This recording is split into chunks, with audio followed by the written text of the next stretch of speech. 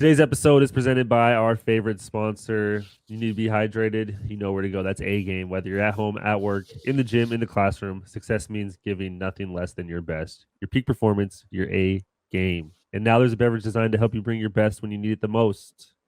Terrence, you know you need it the most. You're sweating, you're running, you're jumping, you get dehydrated. You need it. A Game is full of essential vitamins and nutrients to keep your body primed for action. It provides hydration to boost recovery after you've given your all. Bring your A Game, bring your best, tell the world, bring it on. Shout out A Game. Everybody go check them out at drinkingagame.com.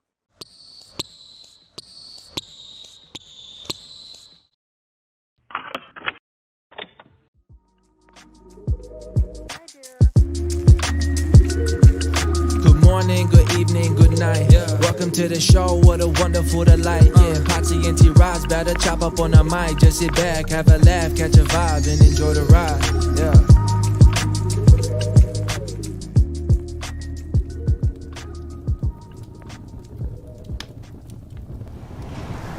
Well, welcome to the offseason, man. I know. It's finally here. It's over. The hard part is done. Hopefully. It's been a while since we talked, man. I've obviously your season's come to an end. I was in New Orleans, however you say it. New Orleans. I ran into a bunch of people that knew you, actually.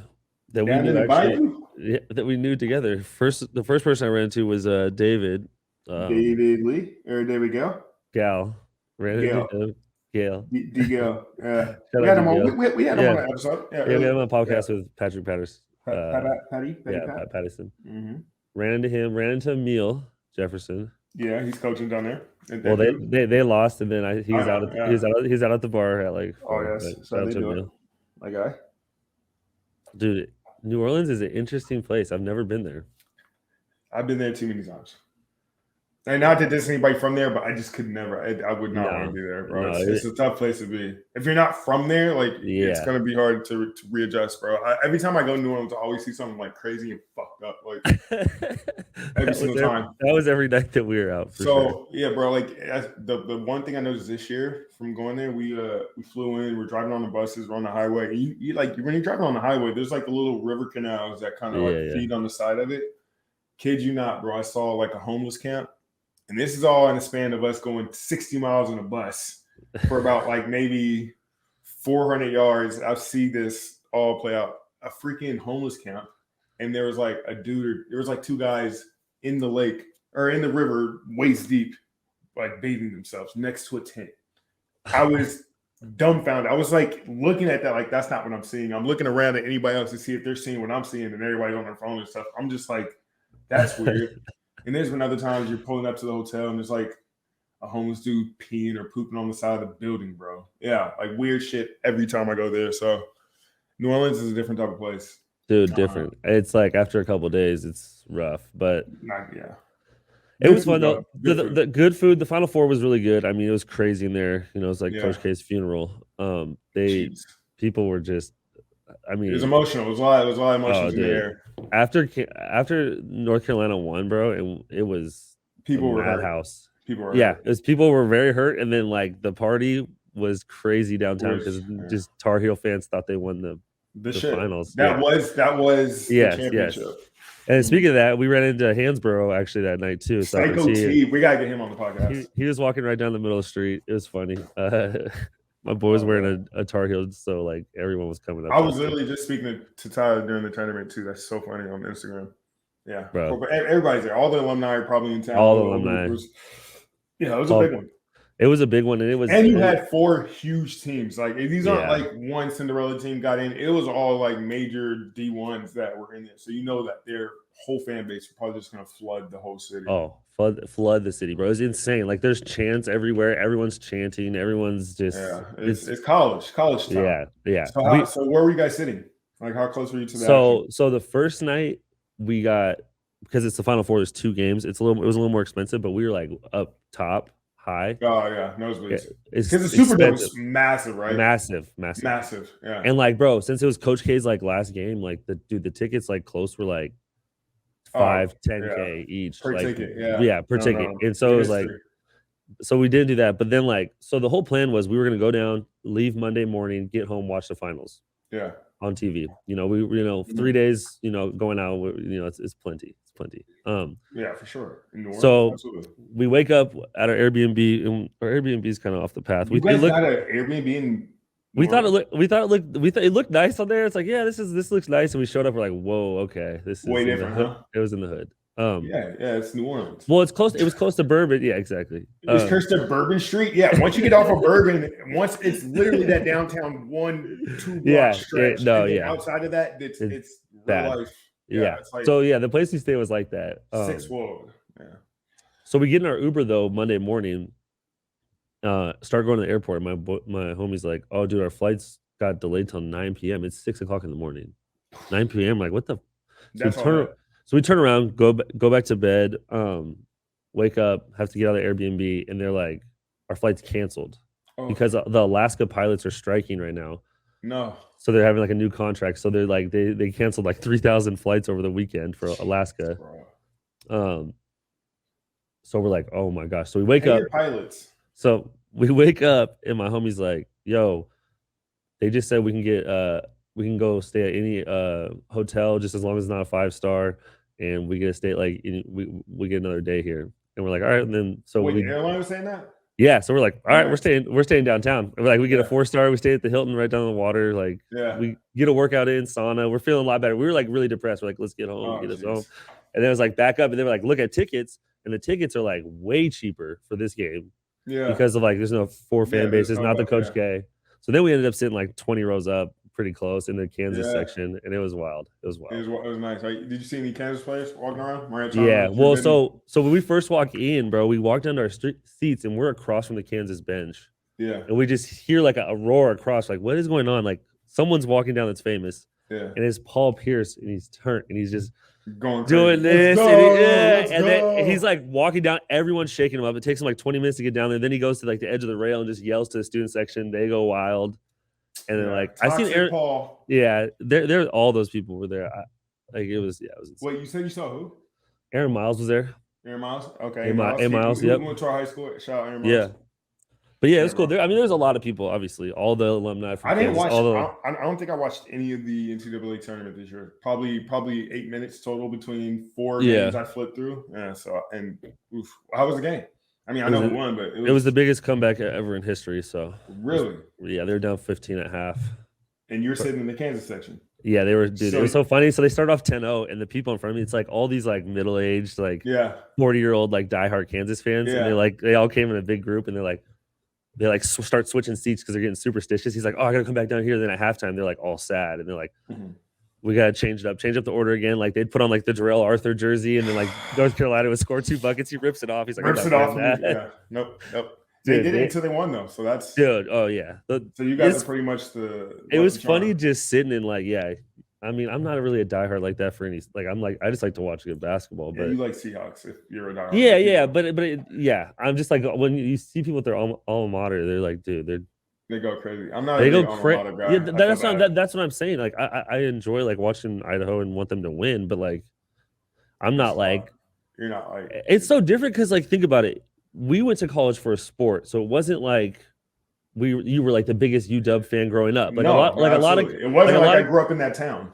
Exactly. Like think about Kansas. Yeah, exactly. You grew up in Kansas and you're like always loved Kansas for your whole life, and then you go to school there and it's like even more. And it's like if that was us, we'd be diehard. Yeah, exactly. Yeah, Portland Pilot fans. But that's no. It's so different. Like that. Yeah, it's so different to us. I played in the pros way longer than I played in college. So it's like, do you hate Washington State like that? Probably not. Just you're not like a look. I understand it. Yeah, you understand exactly. I understand it fine. I understand it great. But I mean, am I going to make some rash decisions over it? Probably not. Absolutely not. Exactly. But like we said, off-season time is here, bro. I know we kind of been slacking on the podcast a little bit, but we're probably going to do more content, more everything now. We have a little more free time. This season was like long, bro. It was long. And it was long because it was like the first time coming back from 82 since like everything happened. Yeah. So this is actually like our real first summer since the pandemic popped off. That's true. So this is like Sorry, wife's leaving. This is like very relaxing. This is a long time coming. I'll put it that way. Are you guys gonna go on vacation here shortly? I mean, you know, it's weird, bro. Usually we have things planned up during the season, like so we're leaving 2-3 days after. But I think with the pandemic, we kind of got out of whack, so we haven't planned anything yet. So I think we're in the process of doing that now. But I think for the next week or two, like we'll probably be here. I don't really have anything to do. Like, yeah, I'm in full dad mode now. Like, I had to go read my daughter's classroom earlier today, and it's back. Tom Brady could never. He'd be like, nope, going back to workout. Fuck this. It's crazy. It is crazy. You get in a routine like that, and then it's like a totally different routine. Yeah, bro. And like I'm starting, and it's cool. Like I've been doing both for a long time now, so I feel like it's easier to get back into the swing of things. But like, bro, during the season, I'm so discombobulated. Like I had no idea. Like we have this app called Teamworks that we kind of keep up with, and like it literally tells you what you have going on the next day. So like I never look at anything further than a day ahead. Bro, I literally thought today was Friday. Yeah. Like, and I know with being back at home and not traveling and picking up my kids from school, this and that, I'll be back to, you know, relaxation in no time. But it is the summer of George. I will be learning how to play guitar. I will be learning I will be doing streams all throughout the summer. We'll be doing more podcast content. We'll be doing a whole bunch of so I can get back into doing what we love to do. We got to get out to LA too and get some guests in studio out there again. Yeah, for sure. And I've been talking to some other guests, so we'll be getting guests on for sure. What was your takeaway from this weekend's fights? I mean, there was a stacked card. I didn't even know. My homies hit me up. I always have the homies over for fights. They hit me up, and I was like, "Oh, dang! I didn't even realize it." It was big. It was actually a pretty big card tonight. So, it was the. the first one was that Burns one, which was an unbelievable fight. Yeah, yeah, it was a good fight. Looking back on it, it was a really good fight. It was entertaining, but just seeing what Khamzat does majority of his fights, and he just ragdolls people. I think a lot of people were expecting him to do that against Burns, and I get it. It's a completely different jump in competition all the way to second. But it was a good fight because at the end of the day, he still won, so it doesn't matter. Well, but yeah, I think he thought that Burns was like the wrestling takedown stuff was going to be a lot easier on Burns, and it wasn't. So then it ended up being a slugfest. And Burns is like a psycho, bro. He was just taking hits, but he's throwing that heavy right, and you had to be careful.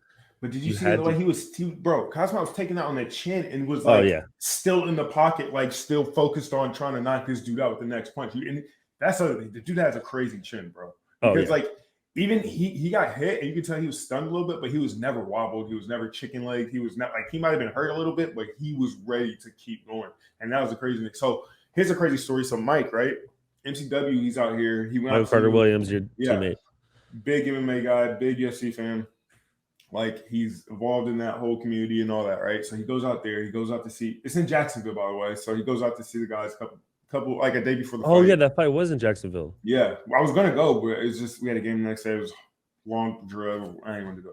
But Mike goes out there. He's out hanging out with Darren Till and Khamzat, and then he's talking to his trainers and this and that. And then his trainers are showing him videos of Khamzat like wrestling like way bigger dudes, like heavyweights, bro.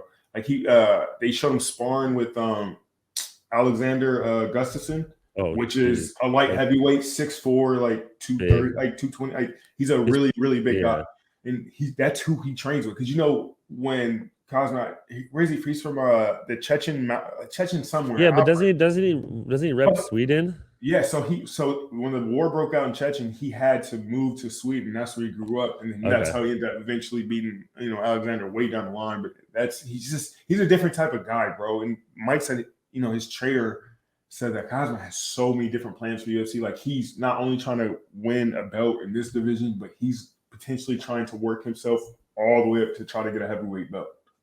Think about that, bro. And he was just like during his training camps, his trainer was like, bro, I can't have welterweights train with him. It's just he just goes too hard. He's just a way bigger guy. Like I have him train with light heavyweights and heavyweights on a regular basis, so he gets that grappling, he gets that that competitive edge going. But they're like, a lot of the times we just have to settle him down before fights. Like you see the way he ran into ran all the way from the tunnel to the octagon. Like you need to chill, bro. You're about to go into a 3-round fight with a bona fide slugger. Like Yeah. You gotta say that energy. You can tell he kind of had that energy dump during the middle of the fight, but I mean, all in all, it was cool. That was a really good fight. The Aljamain one, I mean, Aljamain, I think he learned. I don't understand, no, bro. I'm sorry. We had Aljo on the show, right? He's a cool fighter and all, but he just gave me that vibe of like just kind of like an asshole almost. Like he's had like a super, like he seemed like he just didn't want to be on the podcast, and I get it. Like I have my days like that too, but ever since then, bro, it's left a sour taste in my mouth. And so I was just like, I'm Team Jan. Fuck it, we going with Peter Yan. And I was so goddamn mad when he did not win. Like I did not understand. Like, is it literally just the control that won him the fight? Nothing. Like all he did was take his back. Do you get like 10 extra bonus points for taking somebody's back rather than having him in a full amount? Like I don't understand. 2 for 22 makes no sense. Like and I get that the 2 times he got him, he held him there for a long time. But it wasn't even like he was trying to throw submissions or nothing. He was just going for control, and he had a little hits. But when he got back on his feet, like you could tell, Jan had the advantage. He had more significant strikes. I think he might even have more total strikes. He had 5 minutes and 51 seconds of control time himself, which is only a 3-minute difference. I don't get it. But for Aljo, I feel like the only reason why he got that fight is because when you're the champion, all you have to do is just enough for you not to lose the belt and not necessarily win it by a clear decision. He literally won it by a split.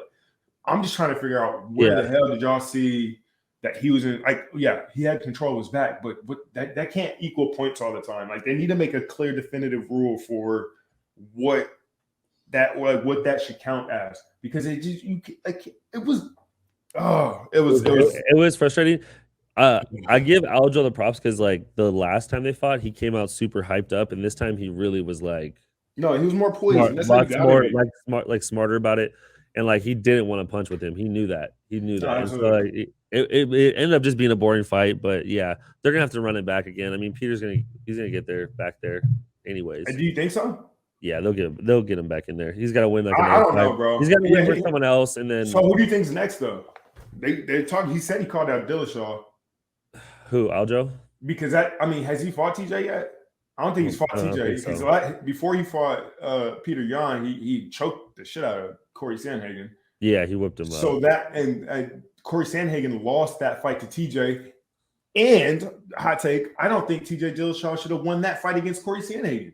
Yeah. Because in that fight, Corey Sandhagen dealt so much damage out to TJ. TJ had a busted eye, busted up leg, took a lot of damage in those first 2 rounds, but then TJ ended up getting to the ground. But it was the same thing. He just had control, and he wasn't necessarily doing damage. Like after the fight, Corey Sandhagen had no it didn't look like he was in a fight, and TJ was looking all busted up and bleeding the shit. So it was just like, how are we scoring these fucking cards? Like I don't get it. That's what happens when you have judges, man. Judges suck, refs suck, everybody in judgment power sucks. Yeah, and then shout out to Korean Zombie. Like we just knew he was just. I just knew he was just a step older than. So Volkanovski was in tip shot. He was not fucking around. He was a good. I've never seen a fight stopped on their feet where they were just kind of like, oh no, that's enough. It looked like a boxing match. Like the last time I seen that was like Justin Gaethje and Tony Ferguson, where Tony Ferguson just took a jab through the middle of that. He's like, and that's it. He was waving the fight off himself and then backed up. But that was a crazy fight. And then there was another dude that was really impressive. It was a Russian dude, Alesky Okanov. I don't know. The other bald guy? Bro, 44-year-old heavyweight. His name was a boa constrictor. I have never seen anybody go into submissions or the ground game as fluent as that man. You know how Aljo had Sterling by the back, or Aljo had Peter Yan by the back, and he's trying to figure out what to do? Bro, I've never seen anybody, as soon as he grabbed one hand, it was like a chain reaction of just different events. And he he won by submission. And the dude he fought ended up in the octagon started throwing up. I saw actually a crazy stat on that. Did you see that his first fight was when Bill Clinton was the president? Oh yeah, it was like his 60th fight that dude, 60-16 right now. Yeah, that's wild, bro. He's 44 though. You can't, especially if you have if you're not knocking people out left and right like Francis. Dude, just going for submissions, it takes a while to get to a submission. You're gonna take a lot of damage. So that's a dangerous game to be playing at 44. Speaking of rigged fights, what did you think of the Will Smith Chris Rock fight. I'm so tired of seeing that, bro. Hey, bro, women can be toxic too, dog. I'm not blaming what Will did on Jada, but like I'm blaming all of the bullshit and shit that's been going on with Will because of her. Like he's been getting dogged out every single year for months at a time, and it's just like everybody's laughing. Now people are starting to feel sorry, and then now he's banned from the Oscars, and she has yet to say anything like, "Oh, I stand by him," or it wasn't right what he. Well, she did say like it wasn't right what he did, but like it just didn't seem. It seems like it's ridiculous. I don't know, bro. It seems like she doesn't want to be with him, but she's stuck with him. Yeah, do you see all the clips? They're like, I didn't even want to marry Will, and then like all the BS clips that come out of them talking and shit. You're just like, dude, why are you guys together? Why are you guys? That's what I'm saying. Like, what's keeping it? Like, your kids are grown and gone. Like, I'm actually going to a Justin Bieber concert tonight, and guess who's headlining now? Not headlining. Willow. No, Jaden. Yes. Jaden. So I'm just like, they're not at home waiting for y'all to come home make dinner. Like, you guys could do your own thing. And now he's gonna be. I don't know, man. I guess this is not how I want to remember my Fresh Prince. That's all I want to say. I know that's tough, man. He looks like just battered mentally. I mean, he looks like it's a mental warfare. Like he has Stockholm syndrome or something. Because it's like, why do you choose Chris Rock to slap him out of all the people that have been talking shit to you? You're not going to slap The Rock if he said that. Like you're just going to be like, hey man, you would send him a text after the whole thing. If you're. The whole situation was obviously super weird, but like if you're Chris, like what do you do if you're Chris Rock like in that situation? Do you just do what you did, just eat it? No, you see him walking from 20 yards away, you move back, get your arms up, hands up. You start to know his danger before his hand gets, and his hand didn't wind up. It was just like a quick whoop out, like a anime slap. So, I mean, you still got to be able to bob and weave and slip or something, bro. Like you just can't. And they'd be like, "Oh, it was a G.I. Jane joke." Like, shut up! Like, you think he cared about that? You could have said anything, and he was going to slap the dog piss out of you. Oh, bro, for real. But and then even Will, like, that's who walks up and slaps, and then just walks away, and then yells, at the same time, and then yells from back there, like. No, but now at the same time, I would slap you and be like, "What? Do something then. Do something right now, Chris." Yeah, do something right now, and Chris. Also, it all seems kind of sketched and like I do too. Like some weird kayfabe WWE storyline. I don't know, bro. That only them know. That only they're down. Them and like Oscar, yeah. Like, you know, the Oscars and the Grammys and the whatever other awards, they're all going down in ratings in like the past few years. So all TV is going down hill in ratings, bro. No one wants to watch it. Nobody wants to do this shit. So it's whatever. It is what it is. I'm not really tripping, bro. But yeah. Did you see this article on the gamer that got saved by his headset? Yes, with the bullet, bro. Everyone out there, all of our gamers, get you a nice headset. Or get you a Kevlar Army helmet and then put some earbuds on under straight, bro. Just imagine you're sitting there playing games and a stray bullet just bounces right off the top of your freaking headset. You wouldn't even know what it was initially. You would think that you wouldn't, because I mean, it looked like it ricocheted and didn't go through that deep enough to where it would like cause them to be like, oh shit. No. Like, yeah. It probably felt like a golf ball hitting them in the head and realizing, oh goddamn, that was a boom. Just straight off the top. Yeah, exactly. Like just something just whizzing to the left or to the right would have still caused a lot of damage. Like he'd have been fucked. Or if he was sitting up a little higher or whatever, bro, it was right through his dome. Nah, I mean, yeah. What else have you been getting into? You bro, you know me. Like what type of I actually was watching this YouTube series on the greatest. It's a debate between, it's like a GOAT debate in basketball. Who was the best player in their peak? What was the greatest player in their peak? Out of everybody. And it was like Wilt was in there probably. So they do like 18, 19 videos of a whole bunch of top tier players, everybody from Wilt. They did Wilt and Bill Russell together. Yeah. They do everybody from Jordan, LeBron, Kobe, like all these random guys from the 60s. They put like Bill Walton in there too. So it was crazy. It's crazy to see how much the game is involved and like how everybody is great in their respective era. Because like if you just put if you put LeBron 10 years from like 15, 20 years from now, there's no telling what the game might look like. But also if you put him back in 1970, 1980, he's gonna be like there'll be no debate ever. But it's crazy, bro. Because you can just shoot layups. And like for me, like it's weird. The older I get, it's like the more I like watching older basketball. Like I like looking at basketball like in the 60s, 70s, 80s, like 90s are good. And then like I'm here for the current shit. And it's cool to see like the current stuff too, because I'm here for it. Yeah. But yeah, bro, it's just crazy to see like the one thing I thought was interesting, now people really take into account for as good as Wilt was offensively, Bill Russell is probably equally as great defensively. Yeah. Because like the year Wilt averaged 50, he actually was averaging 54 against every other team except the Celtics. So when he played Bill Russell, he would average only like 28 to 30, which is still like GOAT numbers. Like those are really good numbers. But if you're averaging 54, that's a huge drop off from 54 to 30. And then with Bill Russell, like they were like when he wasn't on the court, his team's defense was like exponentially worse than when he was on the court. So like he changed the game defensively, and to guard Bill, Walt Chamberlain is like Wilt Chamberlain is I can't imagine what it was. And if people don't really know Wilt, people probably just think, oh, it's 100 points under the basket against the tiny little white guys. A lot of Wilt's game was like super athletic, and it wasn't brute force like what you think Shaq would be. It was more like he was like hitting like 1 foot like jumpers, turnaround jump shots over people like off the glass. So he was extremely skilled. Hey, who made that series? Oh, bro, I can't even. Let me see if I can find it right now. I was listening to do you know Jackie McMullen that works for the Celtics? She's a writer. Yeah. She's older. I was listening to her talk on a podcast about Bill Russell, and Kobe was someone that went to all these old greats to ask them, like questions about basketball, for sure, and all these things. And the one thing that she said that Bill told Kobe was like the psychological side of the game. And Bill was talking about how like guarding Wilt, he's like, if we knew we were winning, I would just like if we were up a lot, I would just let Wilt score. Like I'd let him get his points to make him feel good, because if he got mad at me, then he's gonna fucking try to like destroy me. Yeah. And he's like, there's like psychological to that point where it's like, oh, we already got the win. Like I'll let Wilt score 20 more points, and he gets his 40, and then we don't have to have an argument. And that's another thing too. So have you? I know you probably haven't started, but anybody listening, you guys should check out the series Winning Time. No, I did.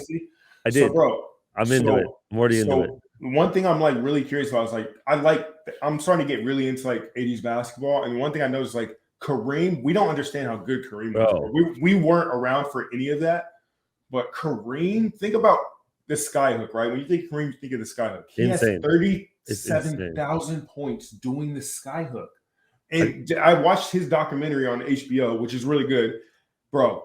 I didn't realize how good he was at such an early. He was 7'2". He's 7'2" now, but he's 7'2" in high school. He's the greatest high school player of all time, bro. I can't believe it. And like he won 4 city championships. He got to college. He won three because you can't play as a freshman. No, you can't play as a freshman. Oh yeah. And so, they beat the freshman team beat the UCLA major varsity team that won the national championship. Yeah, and they beat crazy. them. So when they got there, they were like, we don't have nothing to worry about. So, and it's crazy too, because I didn't realize that the reason why, you remember in college, I had that rule that was like, oh, you can't dunk on the rims for whatever reason. Yeah, warm up. That was literally because not warm ups during the game. Oh, remember like the glory road and shit. Yeah. So that rule was literally because they were trying to stop Kareem. Because he's just dunking everything, putting everything. He had touch. And they said when they implemented the rule, if he couldn't dunk and shit, they said that's when he really got better, because now all he's doing is touch, hooks, sky hooks, left and right. So that his documentary was amazing, bro. Then when he changed his name from Louis Alcindor to Kareem Abdul-Jabbar, like I can't imagine playing for 20 years in the league after going to like college for 4 years and then playing for 20 years. Oh yeah, and then averaging essentially, he had his last 2 years, he averaged like 18, 20, 14. But then, but his first 2 years, like 28 championship, 34, 38, or like 32, 34, like 30 something. Yeah. It's crazy. He put up crazy numbers his entire. He never had a bad year. And he played defense too. His defense wasn't great, but he's like 7'1". It was really, really good. But it was like his offense, if he would have had the equal type on both, it was crazy. So I watched a whole bunch of series on that. And the series is called Thinking Basketball. on YouTube. They have like 200,000 subscribers. Like he gives really in-depth analysis of players that you either grew up watching or they're current in ways that like you never would think. Yeah. And I don't know. It's been like my little rabbit hole that I've been in. So that and doing all my push-ups and working out is the two things I've been doing lately. So okay, I got two more things before we finish up. First one real quick. I'm in House of Cards. I'm in deep. I know I'm late to the party. I know Kevin Spacey's a weirdo, but it's one of the best acting jobs I've ever seen in my life. Does he have an Oscar? I don't know. They probably took it. Because if they're gonna ban Will, they need to ban that dude too. But keep going. But so that's crazy show. I know I'm way late to this. Everyone I talked to about it, like, geez, you're way behind. But unbelievable show. It makes you think about a lot of things. So before you saw it, I'm sure like you probably, had your thoughts about what it could potentially be. But did you think it was more so about like politics and? I thought it would be slow politics. I thought it was gonna be like really slow politics where I'm just like, I don't care about this legislative stuff. But then, like, passing bills and shit. But you get like the blackball. You get like the blackballing. You get the power. That's what the show is. Not like that's like all the side course of like legislatures and passing bills and that. Yeah, it's all about the dirty, grimy shit that they do in between that to get those shits passed and get it controlling people on their side, like controlling people. So now every time I see like. When they have like the votes for like the House and they do this, like, I'm always thinking shady shit now. Like I'm like if they're watching it, it's just like why would people change their stance? Oh, it's because Remy's out there. Remy's out there handing out money. Bro, it's corporations are getting dirty. Politicians are getting dirty. Like we had like Peter Russo's a dirt bag. He was a sleaze. Russo was that just and I can guarantee you now, like when I went to DC just this past week, all I can hear in my head is just House of Card themes and just thinking of Frank Underwood, which I am not going to lie for. I loved his character. Oh, he makes the whole show. Oh, bro, great. And then that's why what season are you on now? What season I'm finishing up 2 right now. So they just so it doesn't get bad until like season 4. Okay. Season 5, sorry. After season 4, it goes nose up. So I still got a good full season or 2. Oh, bro, you got like 3 seasons of just like, this is a great show. And then all at once it gets bad. Yeah. As soon as Spacey leaves, it crumbles. House of Cards, just like in the intro. Doug is an underrated character in there. Doug is a good one. Great sociopath. Character. He has a crazy backstory, but he everybody needs a Doug. So we have a neighbor, right? Our neighbor he lives like I know we live next to Johnny and them, but like down the street in that Castle house, we met those neighbors. And I meet the guy. He's super rich, dude. He has like a super successful business. Isn't that edible arrangements? Edible arrangement, yeah. So like super successful. He had his assistant. He has an assistant, but he's like ex-military. He's this guy. Yeah, he helps me with everything. Like because the guy was taking me in a ride in his new Tesla Plaid, which is crazy car. It feels like a roller coaster. Probably not. I don't know. But as we're about to pull out the driveway, like the dude just walks up to him with his nose. Yeah, I think you need to see this. Or giving him something. But I'm just like, God, that's Peter Russo. Yeah, not Peter Russo. That is Doug. And he was just like, who needs a ex-military assistant unless you're Frank Underwood? Like, So now I know that like, rich, really very wealthy. he's probably he's been a lot of places. Oh, bro, he's probably seen a lot of things. Last thing on the podcast. The Lakers just officially fired Frank Vogel, your ex-coach. Yeah, I saw that. Well, I mean, duh. I mean, we all heard that, but give me your thoughts on that. Do you think that Frank got pinned there? Yeah, he's for sure the scapegoat. He's for sure the scapegoat. Him, Russ, like they're the scapegoat, bro. When they put that team together, you know that those guys are a little older, they're a little past their primes. That it's not the same type of style of play that it once was for them. Yeah. What do they think? And like, I know some of those guys. Like AD is super cool. Like he also gets hurt a lot too. Like you just have to know. Like there was a recipe for disaster. Like and the head coach always takes it on the chin when it comes down to it. Bro, you remember David Blatch or whatever when in Cleveland he won a championship his first year and got the boot. Like the next year. He got halfway through it. Like halfway through that year, actually. No, he won it. No, he won it. And then they came back next year. No, I'm saying he won the title. Didn't they get rid of him halfway through the next season after the title? Oh, yes. Right after That's insane. That's insane. And Tyronn Lue takes over. And so now I hear that they're looking at Nick Nurse to take that job. I did just see that. Another former coach going to the Lakers. I don't know, bro. The Lakers, though, bro, because it's no matter what you do, win or lose, like you really – I know the coaches have a ton of, input on the game. But when you're coaching LeBron and his friends, like he's gonna get the credit, bro. He's gonna get it. He's going to get it. So, I mean, it sucks for Russ, bro, because he's a fucking MVP, and they're making him look like he's just like some crappy two-way player. I don't like it. But, all right, man. Shout out Matt McClung and the guys. Nice job. Shout out to Matt McClung. He had a career high last night. Shout out Riff Raff, baby cousin. Who, Austin Reeves? No. Riff Raff is cousins with Matt McClung in real life. No way. Google it. I thought Matt McClung was Max's nicest cousin. They look a little. They got that Russian look to them, that Slavic jawline. Shout out, Max is nice. Shout out. All right, y'all, check us out. Follow us on the IG. You can see everything we're doing there. Appreciate you guys. Peace.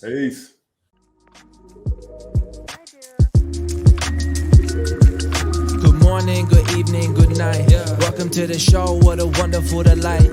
Patsy and T.ROSS better chop up on the mic. Just sit back, have a laugh, catch a vibe, and enjoy the ride.